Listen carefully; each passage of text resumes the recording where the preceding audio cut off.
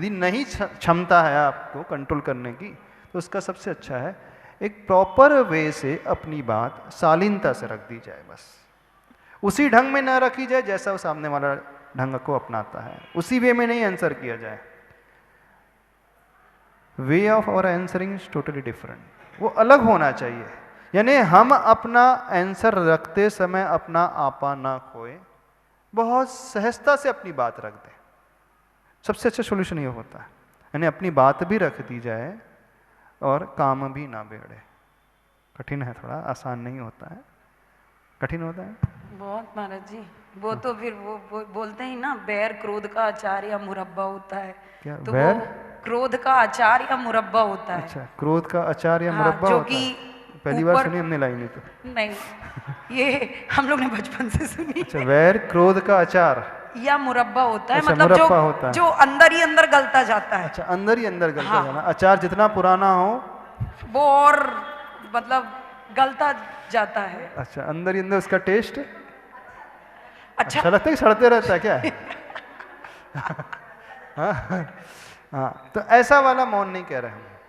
यदि आप मौन लेकर के अंदर ही अंदर घुल रहे हैं, तो उससे बेहतर है आप अच्छे से व्यवस्थित तरीके से अपनी बात रख दें। इस बात को समझें। हम जबरदस्ती बिल्कुल नहीं कहलवा रहे हैं। यदि आपकी कैपेसिटी नहीं है कंट्रोल करने की, अपने परिणामों को संभाल कर रखने की नहीं है, तो एक अच्छे वे में अपनी बात रखी जाए। लेकिन वे अच्छा होना चाहिए, इस बात को देखें। टोन अच्छी होना चाहिए, डिलीवरी का तरीका अच्छा होना चाहिए। कई बार डिलीवरी का जो तरीका होता है वही सबसे ज़्यादा हार्मफुल हो जाता है, नुकसानदायक हो जाता है, व्यक्ति को व्यथित कर देता है, उसकी कषाय को और भड़का देता है। इस बात को समझ करके चलें। ठीक है, चलें। तो ये प्रभु के नाम कीर्तन रूपी जल जो है। महाराज जी, जैसे अपने ने मतलब अच्छे से कोई बात रखी और सामने वाला और तेज हो गया, फिर हाँ, सामने अपन वाला धीरे और से बात रख रहे हैं कोई हाँ, चीज और सामने वाला तेज हो गया, ऐसे फिर समय द्रव्य क्षेत्र काल परिवर्तन कर देना चाहिए।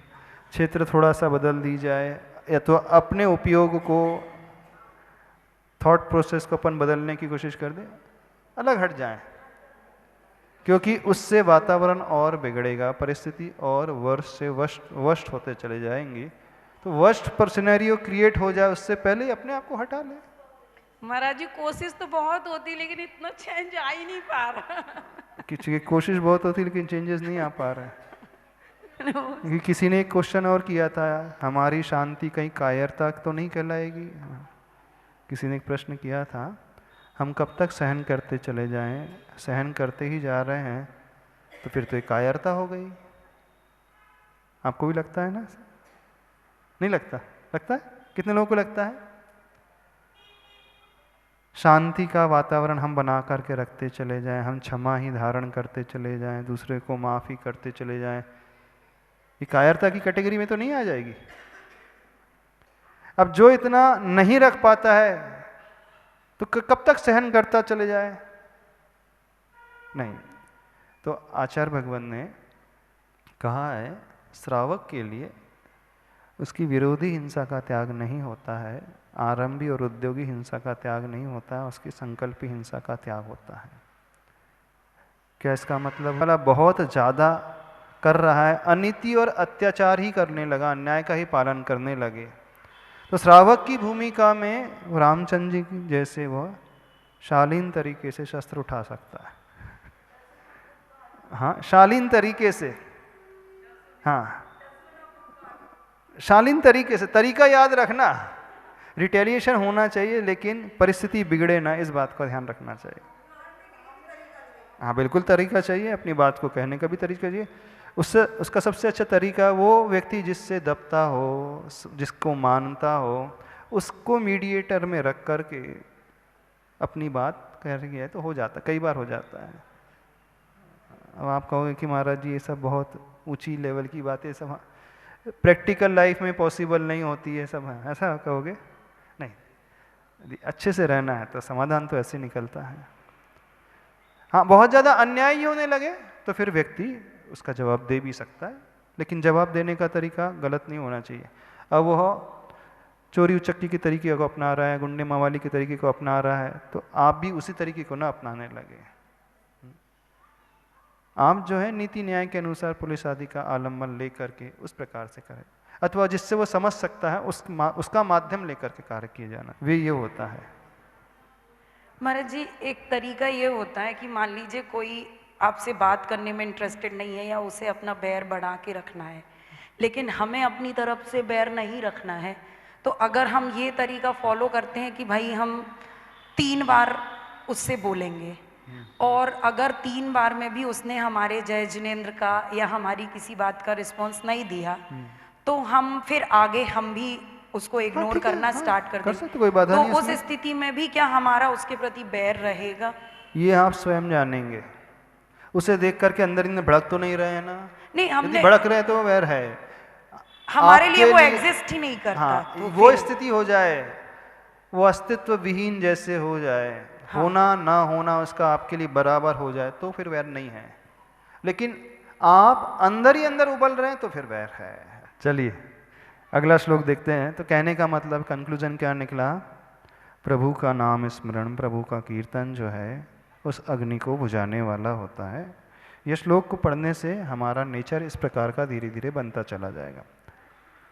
हाँ, माइक से देखो, बहुत सारे लाभ होते हैं प्रभु की भक्ति से और भक्तामर स्तोत्र से।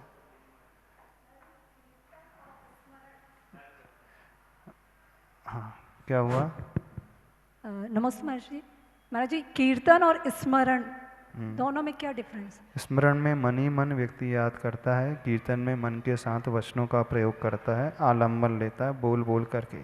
भक्ति मुख्यतः उच्चारण पूर्वक होती है, तो दोनों श्लोक का उच्चारण करना है, क्योंकि अब मन ही मन है तो मन ही मन हम अपने आप को कंट्रोल नहीं करते। हम अपने मुख से शब्द जब कहने लगते हैं तो वही शब्द की प्रतिध्वनि हमारे ही कान में आने लगती है, उससे भी हमें बहुत शांति मिलती है।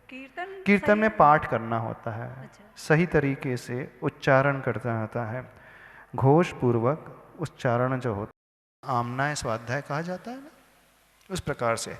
तो भक्ति में जब हम कर रहे हैं, श्लोक पढ़ रहे हैं, स्तोत्र पढ़ रहे हैं, तो श्लोक जो है, स्तुति जो है, कभी मन ही मन नहीं होती है। इतनी ध्वनि करें कि हम स्वयं सुन सके, लेकिन दूसरों को डिस्टर्बेंस नहीं होना चाहिए, इस बात का भी ध्यान रखना चाहिए।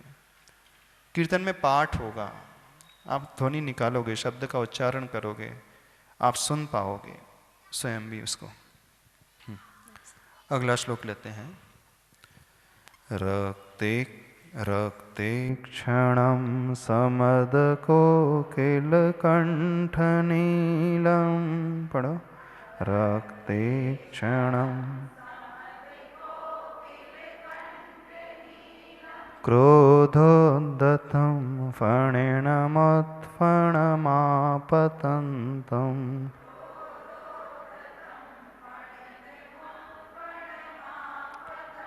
आक्रामतिक्रमयोगेन निरस्तशङ्कस्।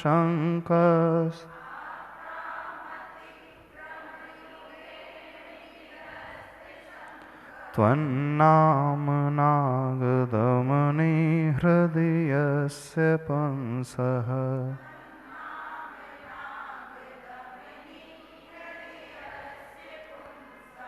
उच्चारण तो सरल है। रक्ते क्षणं समदकोकिलकण्ठनीलं क्रोधोद्धतं फणिनमुत्फणमापतन्तम्। आक्रामतिक्रमयोगेन निरस्तशङ्कस्। त्वन्नामनागदमनि हृदयस्य पंसः। यहाँ पर भी श्लोक में भी वैसा ही फल बताया जा रहा है जैसा 40वें श्लोक में बताया गया है। 40वें श्लोक में त्वन्नाम कीर्तन जलम कहा गया था, यहाँ पर प्रभु का नाम कैसा है? त्वन्नाम नागदमनी कहा गया है। इन्हें प्रभु का नाम कीर्तन, अथवा यहाँ क्या उपमा दी है प्रभु के नाम को? नागदमनी, इन्हें जो नाग का दमन कर दे। इस श्लोक में सर्प का उपद्रव दूर होता है यह बताया गया है। वो विष चढ़ गया हो सर्प के डसने से वह विष उतर जाता है। विष कैसे उतरता है? गरुड़ मंत्र के प्रयोग से भयंकर से भयंकर सर्प ने भी काटा हो, डसा हो, वह विष उस मंत्र के प्रयोग से उतर जाता है। तो नागदमनी यानी वह गरुड़ मंत्र। तो अपने आप में यह श्लोक उस विष को उतारने वाला है।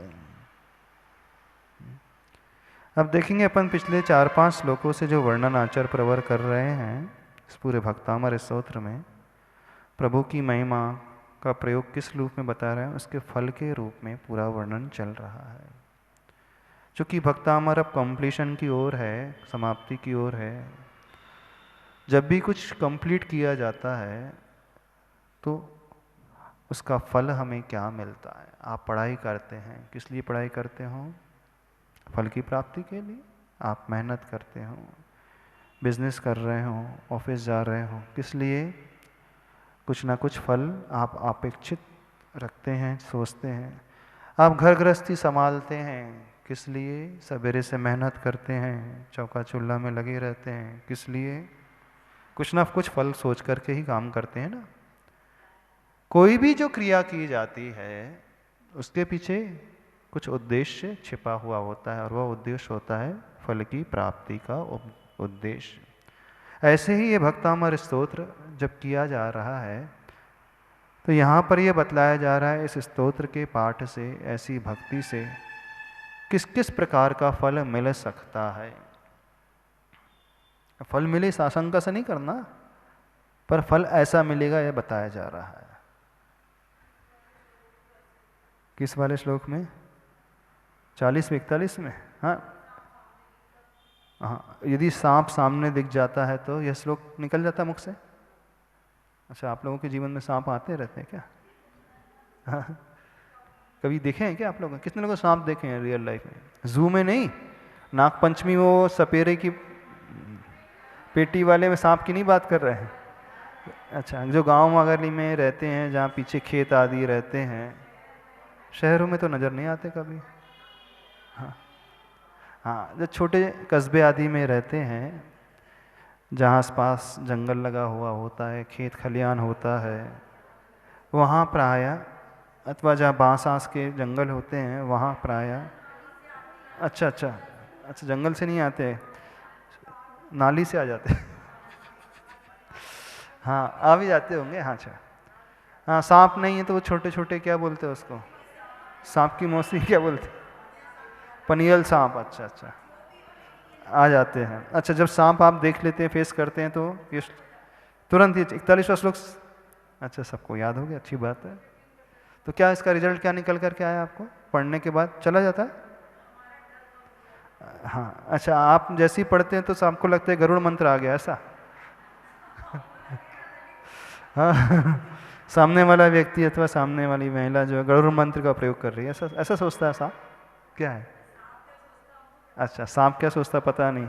हाँ, जब हम पढ़ते हैं तो पढ़ने वाला कौन व्यक्ति जो है कॉन्फिडेंट हो जाता है, उसका आत्मविश्वास जो है बढ़ जाता है। हाँ, सही बात है। सबसे बड़ा लाभ जो होता है भक्ति का, भक्ति में आने वाले श्लोकों के प्रयोगों का, कि हम जो है एकदम आत्मविश्वास से भर उठते हैं।